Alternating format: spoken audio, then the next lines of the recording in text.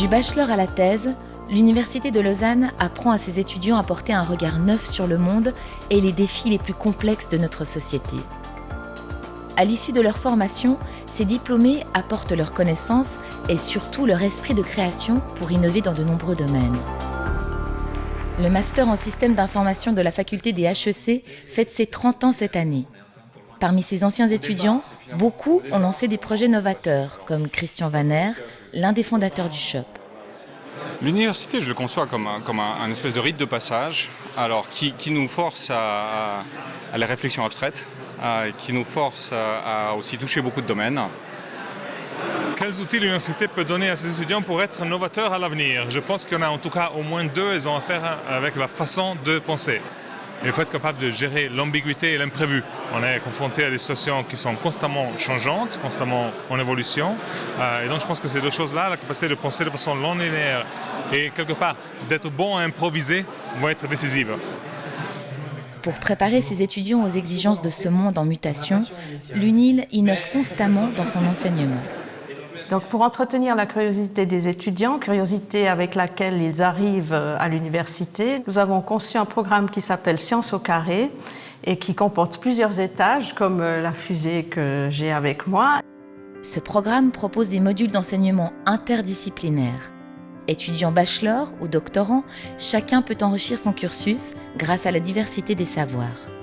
Alors ça permet à des étudiants de sciences humaines de s'intéresser à l'astronomie ou à la biologie, ça permet à des biologistes de s'intéresser aux géosciences, ça permet aux médecins de s'intéresser à la sociologie. Un des modules offre l'opportunité de comprendre le fonctionnement de la Terre durant les derniers 4,5 milliards d'années.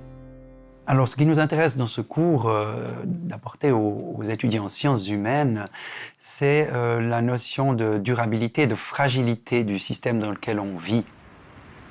Et en leur faisant prendre conscience de ce qui s'est passé dans l'histoire de la Terre, eh bien, nous avons là les clés de notre futur et même de notre futur immédiat. Pour moi, l'innovation passe d'abord par une vaste culture générale, un esprit critique, c'est poser les questions différemment, sous un éclairage nouveau. Et encore une fois, c'est la grande richesse de ce cours Sciences au carré pour tous, je pense aussi bien pour les étudiants que pour nous autres enseignants. C'est évidemment cette possibilité de mettre ensemble en fait des sensibilités différentes qui vont être une synergie pour réellement créer quelque chose de nouveau. L'UNIL invente de nouvelles façons d'apprendre, mais explore aussi des domaines de formation inédits comme celui des humanités digitales. C'est un domaine nouveau qui est né de la rencontre entre les chercheurs en sciences humaines et sociales et les nouvelles technologies de l'information. À l'UNIL, les humanités digitales sont enseignées à tous les niveaux, progressivement, depuis le bachelor, souvent par une initiation à l'informatique pour les sciences humaines et sociales, au niveau master, ne fût-ce que par la création d'un master en humanités digitales et culture numérique. L'UNIL est aussi le partenaire suisse d'un programme d'études européen de référence en humanités digitales.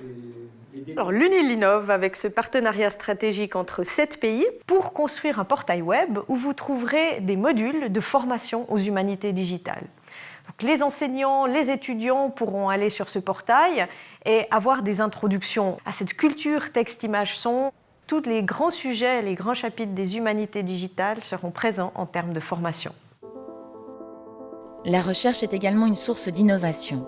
Professeure en HEC, Suzanne de Tréville a participé au développement d'un outil informatique qui a attiré l'attention du gouvernement Obama.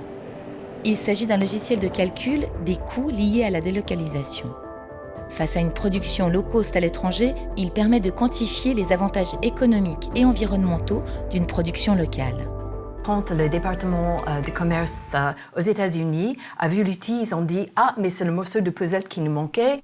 Utilisé par l'administration américaine, cet outil pourrait contribuer à la réindustrialisation aux États-Unis et en Europe.